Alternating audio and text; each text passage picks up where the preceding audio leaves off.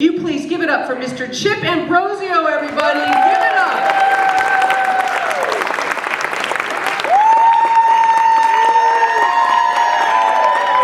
Let's hear it for Helene, everyone. Let her hear it.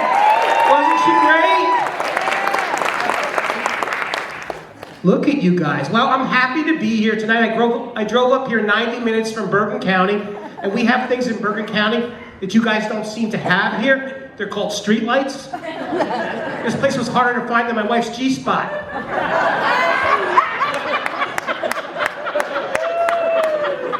You're a sick little group. We're gonna have some fun tonight. Well, look at you guys. Happy Valentine's Day. I like Valentine's Day because I think Valentine's Day is a comedian's holiday. Because when you think about it, you got a day dedicated to romance and love with the initials VD. And I want to share something with you. 30 Valentine's days ago, I met my wife. Anybody ever meet their wife on Valentine's Day? Yeah, it was our first date. You guys remember your first date? You do? Because she looks like she's asleep, okay? You guys? I remember our first date. We went to a movie. We went back to her place and had some drinks, and she spent half the night throwing up. I finally gave up and put my clothes back on.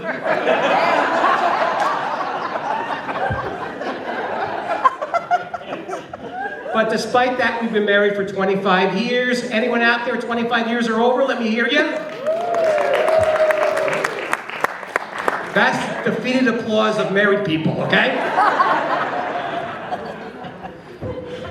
But every year, I still get her a dozen roses, candy, and then one gift. So this year she wanted a gift. She likes books. She wanted this book. It tells you how you can use everyday household items as beauty aids.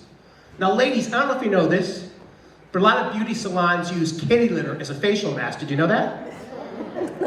Yeah, it's clay. So my wife comes home the other day, pours herself a glass of wine, puts on some music, applies the mask, closes her eyes, cat peed on her face.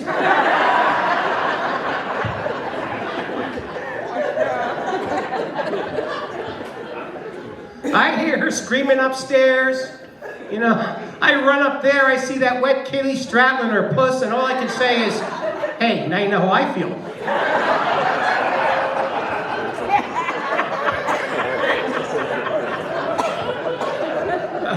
I like when you get dirty because the kids aren't around, right? Another tip, ladies. Fruit has rejuvenating qualities. If you put mashed bananas in your bra, the potassium will keep your breasts up all night long. If it works, let me know. I'm going to start putting fruit cocktail on my underpants.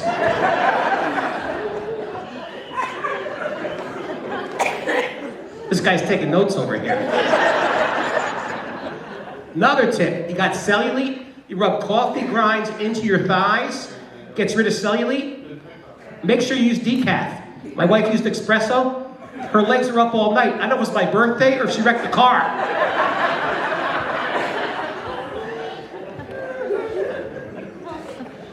But this is a great place. This is an awesome theater. It really is. And you guys are here, and it's like, as a comic, the hardest thing for us to do is to perform in a new theater for the first time, or to perform in front of people that you know. I remember the first time I performed for my dad. I was 15 years old. I was watching Charlie's Angels in my room, and I forgot to lock the door. I don't think my dad was upset at what I was doing. I think he was just worried I was doing it to Bosley. It's getting harder and harder to be a comic though, right? Because you can't say anything anymore, right? And I believe everyone deserves respect, but I think sometimes people just can't take a joke anymore, right? I mean, the last two groups you can make fun of are the obese and the elderly. And that's not fair. Where's the protests? Where's the marches? Well, I guess when you think about it, fat old people don't march.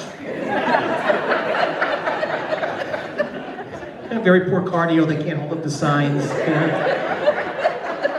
They're kind kind of a social media hashtag would you have for a group of like chubby seniors? Maybe like hashtag, you're gonna finish that, hashtag depends.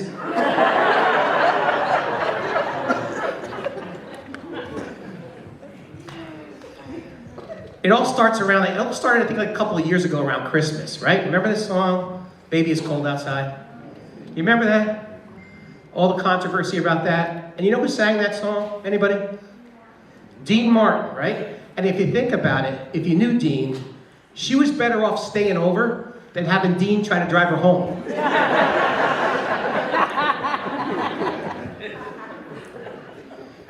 Actually, Christmas is one of my favorite holidays. But every year my wife and I would get into the big tree fight. I want the real tree. She wants the artificial tree. How many real tree people do we have? Let me hear it. Artificial? Come on, there's 200 people in the room. That's not everyone. Either we got a lot of Jews in the audience tonight, or a lot more people who are celebrating Kwanzaa, you know? Yeah, she doesn't want a real tree because she said if she wanted something in the house over 6 feet tall that would prick her once a day, she never would have married me. Then the bitching starts. I don't want to pick up pine needles off the floor. I don't want something that'll dry out as soon as you put a couple of balls on it. That's when a smart husband just keeps his mouth shut. And I also believe you should forgive and forget, right? If you made a mistake like 25 years ago, 30 years ago, you know, maybe that you had an accident or something, I think you should do what I did. Just apologize and marry the broad. Well, you're a fickle little group, aren't you? You're on a joke-to-joke basis. But actually, it's great. This is high school cheer, right? High school cheerleading? No? What? Various? College. Okay, college. I'm just asking because I went to my 40th high school reunion the other day. Wow, getting old, right? And things have changed in 40 years, right? They don't send you an invitation in the mail anymore. What do? They send you a friend request on Facebook. And my question is, if you wanted to be my friend, why didn't you talk to me in homeroom in 1982? And it's weird. What do you say to someone you haven't seen in 40 years? Somebody may have shared a special moment with, a first dance, a kiss. All I could come up with was, hey, Coach Mike.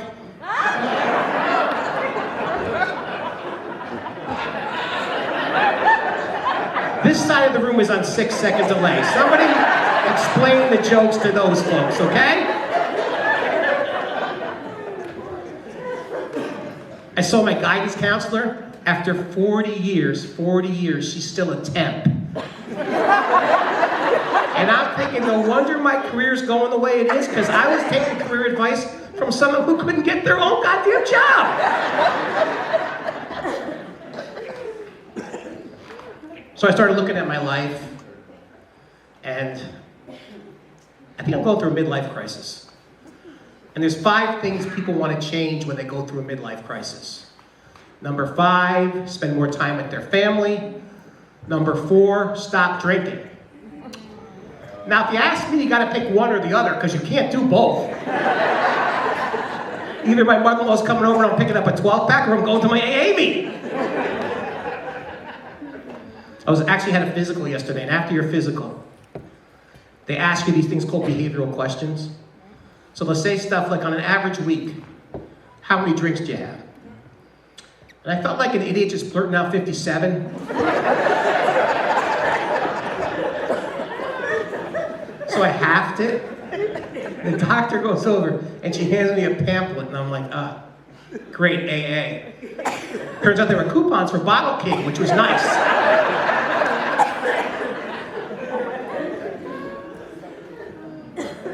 Number 3 thing people want to change their life is find a new job. Anybody new job out there? Nobody works in this town? What's going on? I've had 27 jobs in my life. Anybody beat that? Great, so I'm the biggest loser in a room of 200. That's nice. And I drive 90 minutes to figure that out. I was a teacher. Do I have any teachers in the audience? What do you teach? What?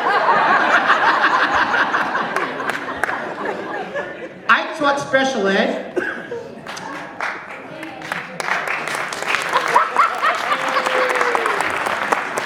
Are you guys clapping because you like that or you were in it? I taught special ed. I worked with problem kids to improve their motor skills. I knew I was really reaching them the day they stole my car. Also had a lot of crappy part-time jobs to support my comedy career. I worked at a party company. We made favors for bachelor and bachelorette parties. Anybody want to guess what our #1 selling item was? It was a penis pen. It was a great pen, only problem, if you wrote too fast, the thing exploded.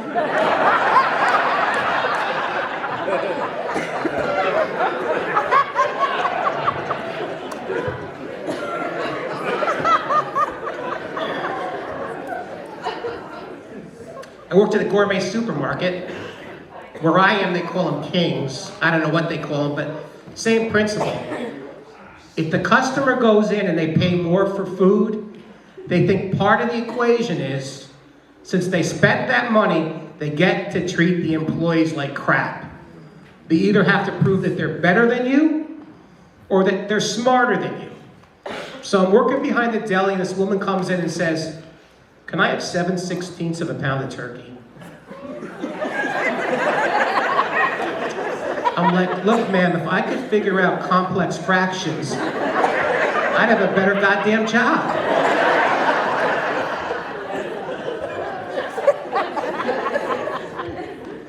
Another thing I discovered, wealthy people usually tend to be cheap. This guy comes in, he goes, "How much is your shrimp salad?" I said, $9.99. He freaks out, he goes, $9.99? I went to ShopRite, they didn't have it, but they give it to me for $7.99. I'm like, "Look, sir, if I didn't have it, I'd give it to you for nothing." He said, "What's your name?" I said, "Just tell them you're having trouble at the deli, sir, they'll know it's me." But I don't think I would have become a comic if I didn't work there. Because every night they let me make the half-price chicken announcement. Every night at 9 o'clock I got to say, "Attention shoppers, we have a special across from our deli department tonight. All of tonight's fresh roasted barbecue chickens are now half price. That's right, half price with love from Kings." So after I was there for a couple of months, I realized these cheap bastards didn't care anything about the announcement. All they cared about was the half price, so I could pretty much change that announcement any way I wanted to. "Attention shoppers, we have a special across from our deli department tonight. All of tonight's fresh roasted barbecue chickens are now salmonella free.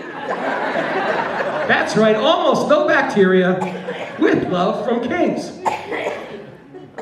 We have any police officers in the audience tonight? Or are you undercover and you can't tell me?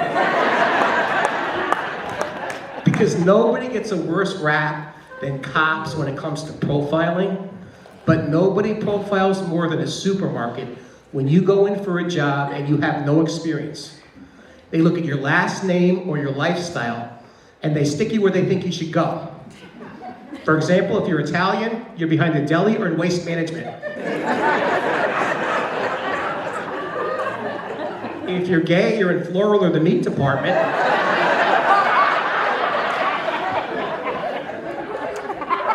If you barely cracked 250 on the math portion of the SATs, guess what? You're a cashier. If you got anger management issues, they stick you in courtesy. And if you're fat, they put you in the bakery, because if someone asks you about the cupcakes, you look like you know what you're talking about.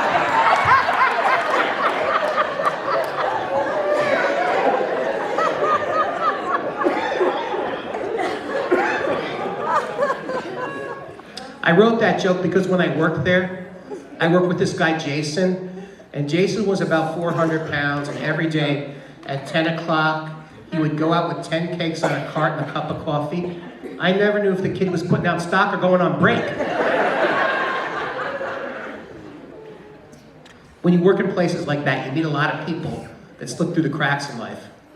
I worked with this guy, he was 80 years old, and he was still working because his wife pulled some kind of a Ponzi scheme and he had to pay the money back. And I said, Murray, why are you still working? He goes, because I love her, right? And if that's not a cautionary Valentine's Day tale, I don't know what it is. But what happened is, Murray used to be an old vaudevillian, so he used to forget. He was losing a little bit, so he would come up and take your order.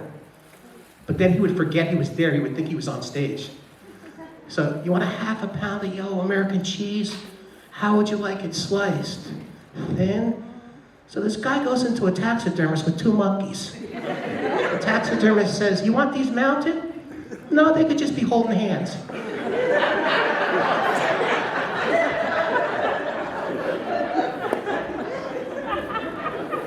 That was a long, involved setup for that laugh, folks, okay? Last real job I had was in healthcare. We have any doctors or nurses out there? Or is the whole town on assistance? What?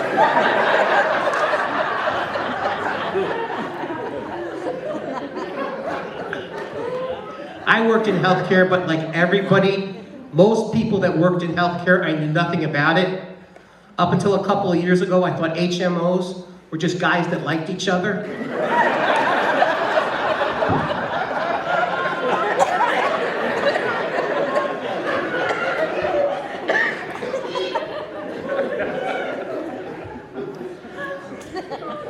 Before Obamacare, I used to get taken in by these fly-by-night healthcare schemes.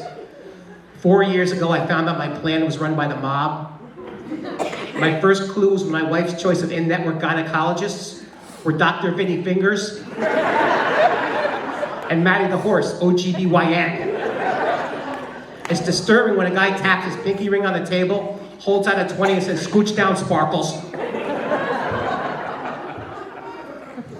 It was less of an exam and more of an audition for the Bada Bing Club. When I got out of college, my first job out of college was, I was pumping gas on a gas station in Emerson, New Jersey on Kinderkamak Road, and my mom calls me and says,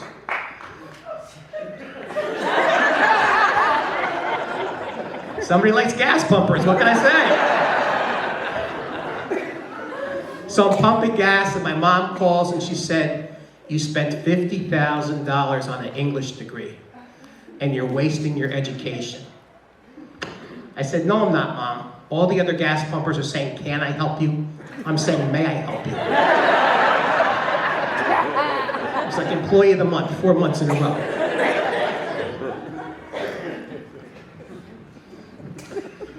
The number 2 thing people want to change when they go through a midlife crisis is stop smoking, get healthier.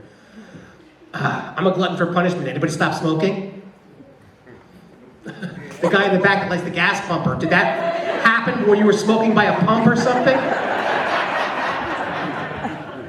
I never smoked because I dated a respiratory therapist, and I saw what smoking did to you, because she would spend 8 hours a day with her patients on the ventilator sucking and blowing. The only problem is she never brought her work home with her.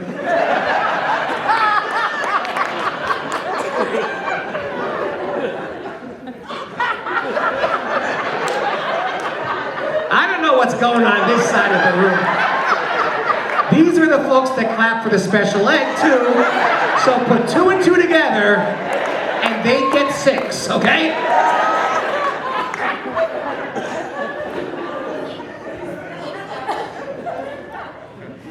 And I don't get political, but I think everyone in this country should have access to health care. The problem is it's too expensive. You can't afford it. It should be as affordable as fast food. As a matter of fact, I think you should combine them. Like, you should be able to go to KFC, get a bucket of extra crispy and a mammogram. Hey, at least there with 2 breasts, they give you a pound of coleslaw and a dinner roll. That's a good deal.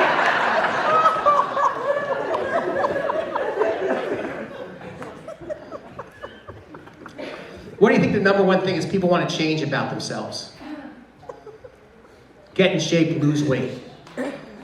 Big resolution every year, right? Could I share something with you? I lost 60 pounds last year. Can I get a little applause for that?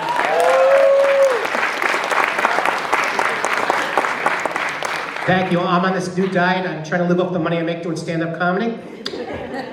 couple more gigs like this, I'll be body doubling for the Olsen twins.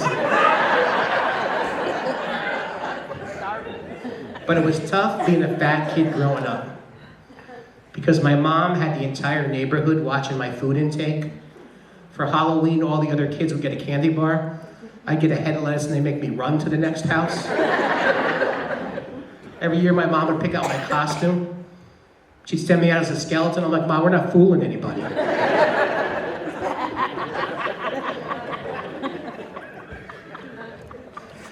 But I think I ate because I felt unloved, right?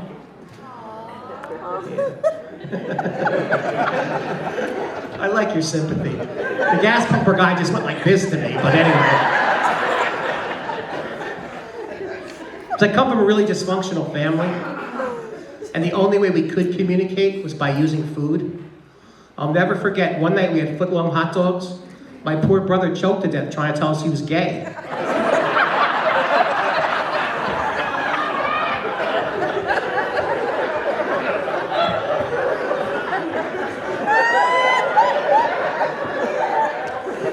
I tried to help him out. I got behind him, applied the Heimlich maneuver. My parents thought I was coming out too.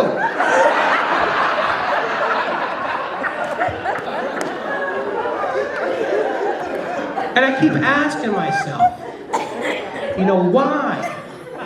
Why did my brother have to choke to death like that? If he could have just waited one more day, we were having rump roast.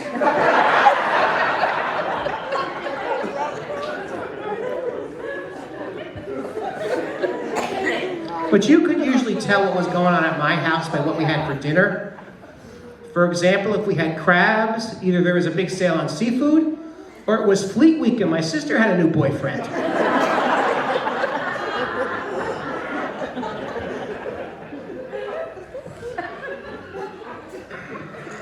I grew up in Greenwich, Connecticut. Are you guys familiar with Greenwich? It's very white, Anglo-Saxon, Protestant. Town is so white bread, as soon as you cross the border, you get a yeast infection. We're talking white. Everybody has names like Muffy, Buffy, Fluffy, and those are the goddamn guys, right? And we never saw minorities in Greenwich. The only time we saw minorities was through the Fresh Air Fund. Do you remember the Fresh Air Fund? That's when you sent a problem city kid to the country for the summer. In the 70s, that was a social program. Today, I think they call that work release. But what a lot of people don't know, in order for the city kids to go to the country kids had to go to the city. So my parents made me participate in the sister program, the carbon monoxide fund. That's where you sent a middle class white kid to Harlem for the summer to get his ass kicked. I'll tell you, I learned that a lot that summer.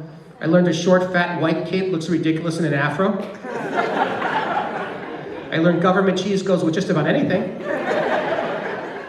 I learned never raise your hand at an Al Sharpton rally and say, Al, what was your favorite show? Good Times or the Jeffersons? But mostly I learned, the man's been keeping me down. I'm gonna be pausing as if there's laughter, folks, okay?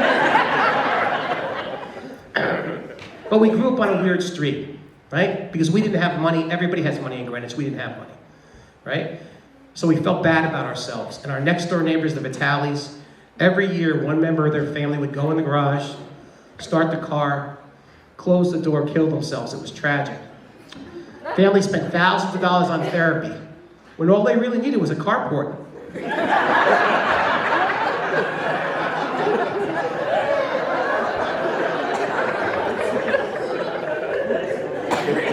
I remember my mom, she agonized over the bereavement gift. She's like, Chip, where do you get somebody at a time like that? I'm like, Mom, how about a garage door opener? It was weird. It was like living next to a cult. Like one of those old cults like Jonestown or Heaven's Gate. Remember Heaven's Gate?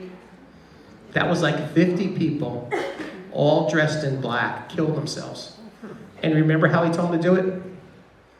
Take a combination of drugs and alcohol, lie down on the bed, and a spaceship will come and pick you up.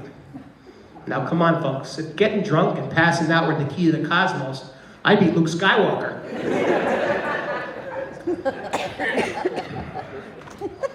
Have any Catholic school people in the audience? Where'd you go? Huh?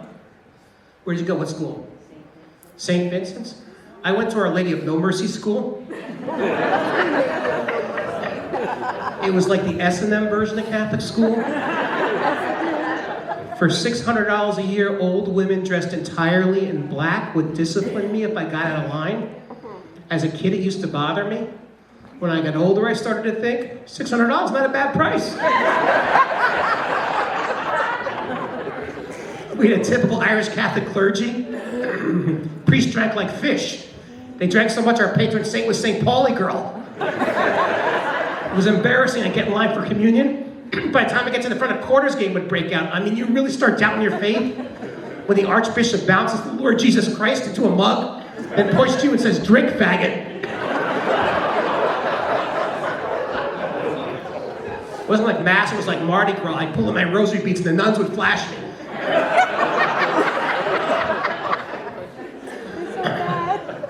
But Catholic school does one thing. It screws you up sexually for the rest of your life. I mean, what do you expect? Sister Rita Mary was my sex ed teacher. Having a nun teach you about sex is like having Stevie Wonder teach you driver's ed. And it affected me too, because 15 years at Catholic school left me with a fetish. And I'm talking anything in a pleated skirt gets me going. Going through puberty, all my friends are hiding Playboy under their bed. I was home pleasuring myself, the Bagpiper Monthly. I mean, to me, Braveheart was a porno flick, you know what I mean?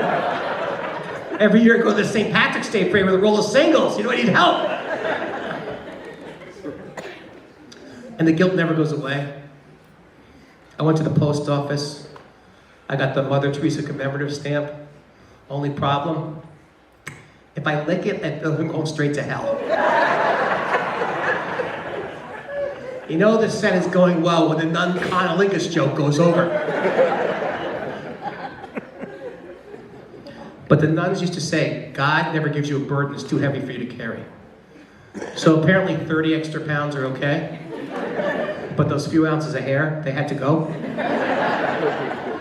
And I can understand a lot of things guys do today when they start to lose their hair.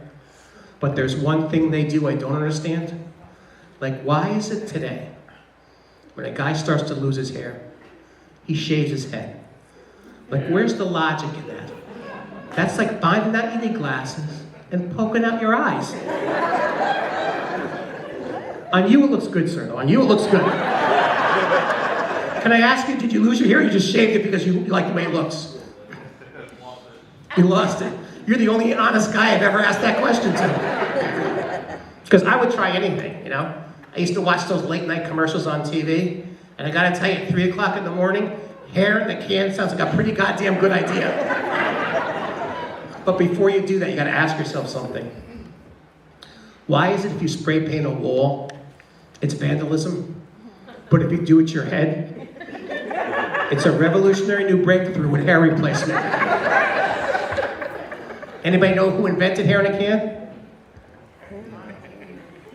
Remember Ron Popeil? Right, Ron Popeil.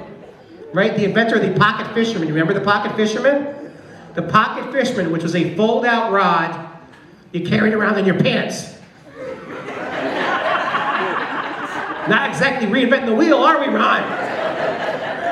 The pocket fisherman had this special feature that it would emit a signal that when fish heard it, they become so aroused that they would impale themselves on your rod. Now I'm thinking, you developed technology like this and you're wasting it on fish? I'd bring my pocket fisherman to happy hour, you know what I mean? You guys have been a great audience. My time's almost up here.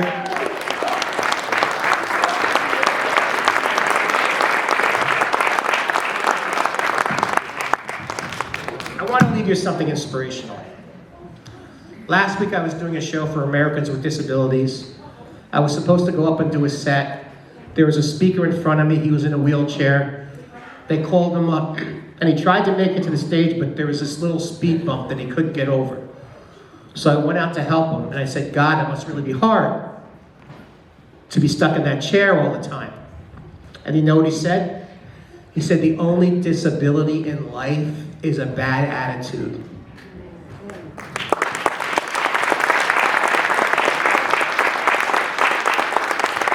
I said, wow, tell me more. He said, fuck off. You guys have been great.